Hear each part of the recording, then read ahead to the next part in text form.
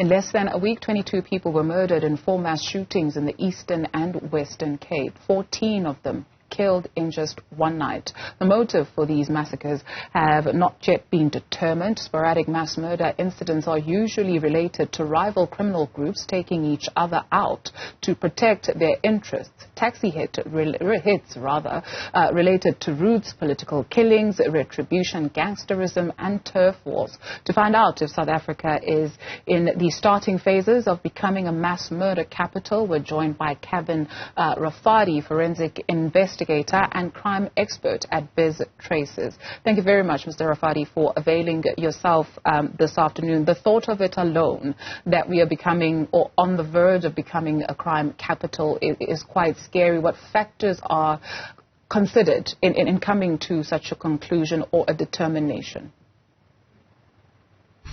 Look, thanks for the invite, Judu.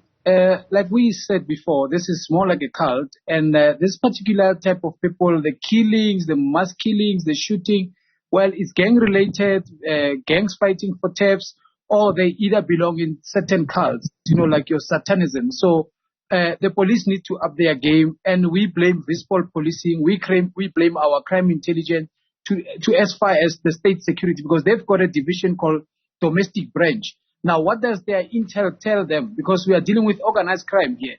And once you deal with organized crime, these things, they are planned prior, and they should be having a data on who are the perpetrators that are committing these particular crimes, and to even apprehend them. But, sometimes you get the police, they will tell you that even in some areas in Eastern Cape or even in KZN, their bakkies cannot go and patrol there or even raid because the roads are bad. But something needs to be done. These guns, they need to be taken off the streets because there are so many in the streets. You take a look at Statista. So they rank the most dangerous cities in the world, and this was for 2022, by murder rate per 100,000 inhabitants. Mexico is number 1, the city of Tijuana. And then you've got South Africa way down there. So we what, 2, 3, 4, 5, 6, 7, 8, 9, 10. And that's the city of Cape Town being listed in this ranking of murder capitals in the world. And so when we hone in on provinces as well, what do you perceive needs to be done? Because we know the issues of the Western Cape, in particular the Cape Flats and so on. Look, it shows that in the country there's a lot of illegal firearms that are committing these particular crimes and even robberies around in our country. But if you were speaking of issues like Cape Town, look, Cape Town, every drugs that are delivered in Cape Town, they are delivered with a gun so that they can guard the theft. But these guns are given to juveniles, meaning the underage kids, to go and shoot one another and protect the territories.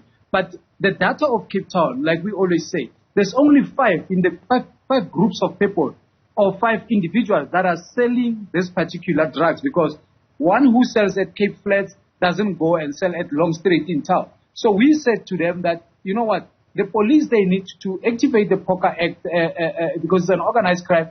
Go after these people.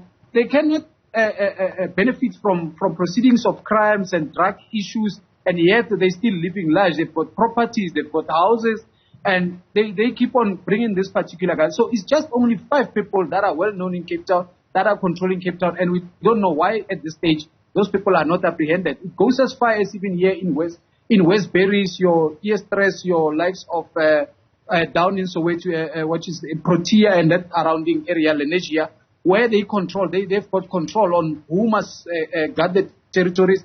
They bring up these guns, and these boys, they shoot one another on daily basis. And we said rather bring the military to apprehend them, because innocent people are in the crossfire of these people, and also it will affect the tourist industry as well.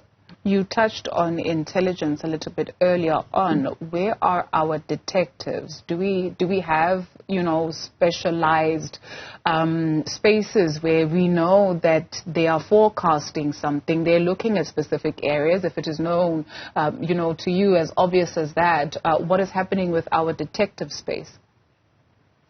Yeah, look, when you speak of a detective, detectives, they are driven, like we say, the intelligence collects the information, they collect the data. So with a detective, they deal on the aftermath of the crime. So the detective, a crime has to happen, then they run, like I call our Minister of Police, I call him an ambulance, because he only runs at the scene on the aftermath, after the crime has happened.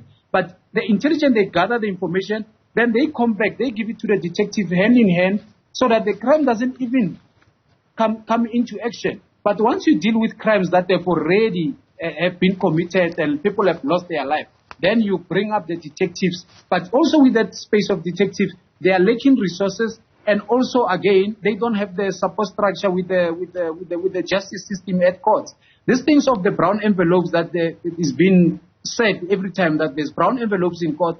Indeed, there are brown envelopes and backlogs of DNA. I mean, we were promised that the DNA backlogs, it will be sorted at the end of January, but nowhere as of now. So it shows that we're still on a backlog of DNA. So the detectives, they are under-resourced, but most of the time their information is driven by intelligence.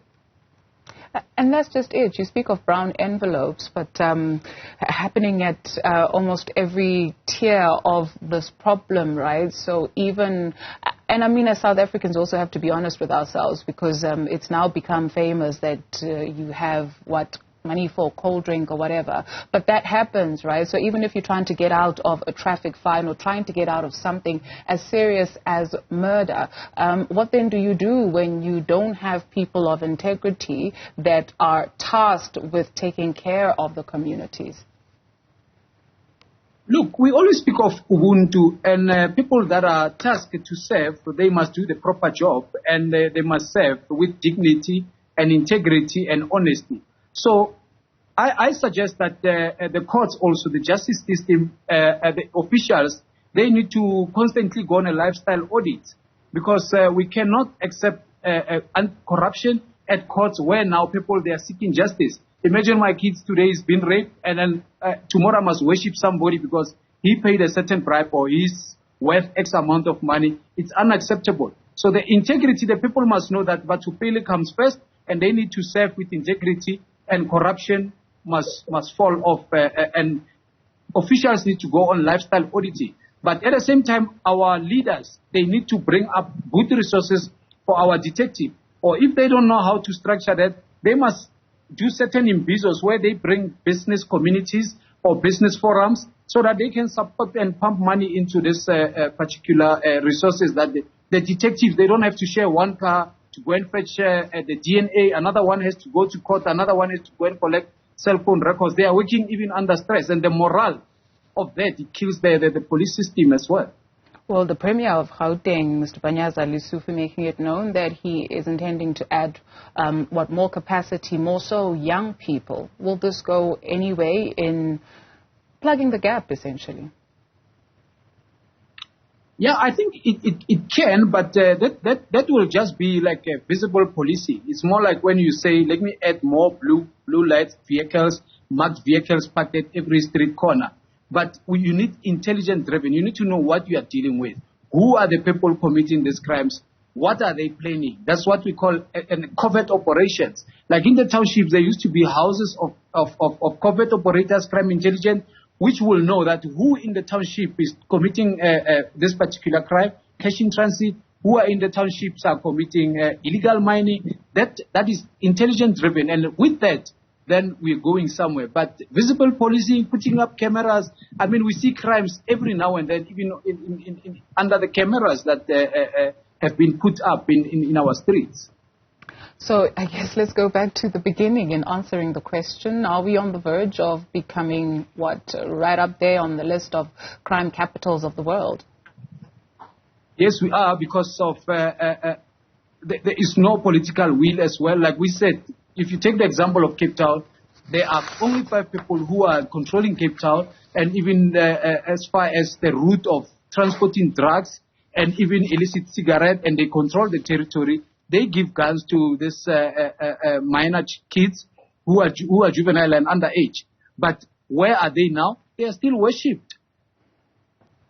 Calvin Rafadi is a forensic investigator and crime expert at Biz Tracers. Thank you very much. Still to come, we'll